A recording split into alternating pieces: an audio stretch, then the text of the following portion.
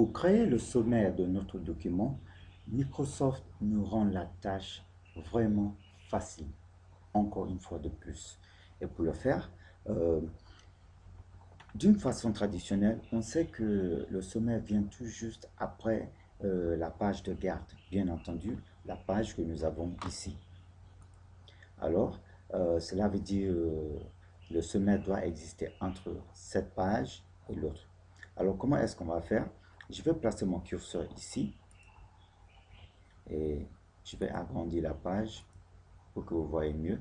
J'ai posé mon curseur ici. Pourquoi je pose mon curseur ici? C'est parce que je vais appuyer sur deux pages. C'est parce que je veux la création d'une autre page entre les deux. Et comment est-ce qu'on le fait en Microsoft Word? Une fois que vous posez le curseur au début de la page et que vous venez sur Insertion, page vierge, voilà ce qui se passe. Nous avons une nouvelle page qui a été insérée entre les deux pages, comme vous voyez ici. Et vous voyez encore ce qui est vraiment miraculeux. Je qualifie ça de magie. C'est aussi le respect aussi de notre numérotation.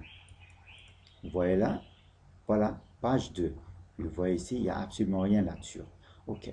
Je viens sur affichage encore pour dire deux pages.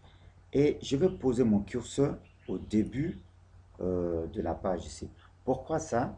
C'est parce que je veux insérer un sommaire. Et comment est-ce qu'on insère le sommaire? Eh bien, on vient sur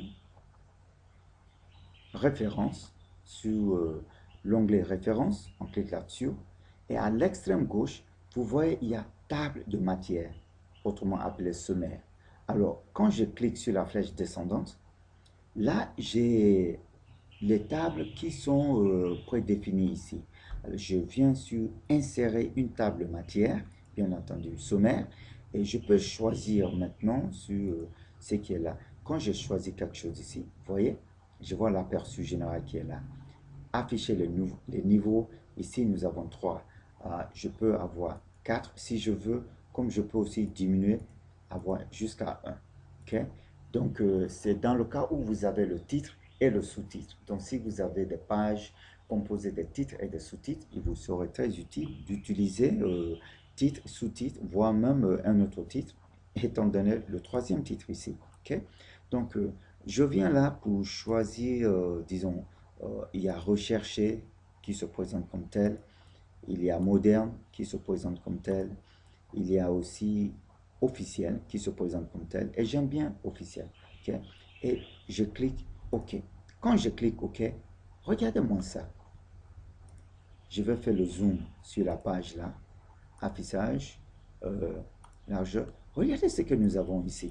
Vraiment, c'est de la magie. Introduction, il y a la page, c'est numéroté.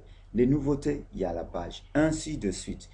Voyez comment est-ce que ça s'est fait d'une façon sans effort. C'est parce que, comme je vous ai dit au début, l'élaboration de cette table de matière est basée sur la présence de ces titres.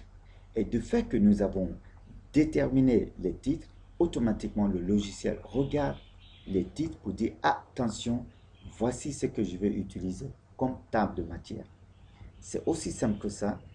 Quand vous voulez créer les tables de matière, mettez-vous en tête que ce sont les titres et les sous-titres qui sont considérés pour la création de ces tables de matière.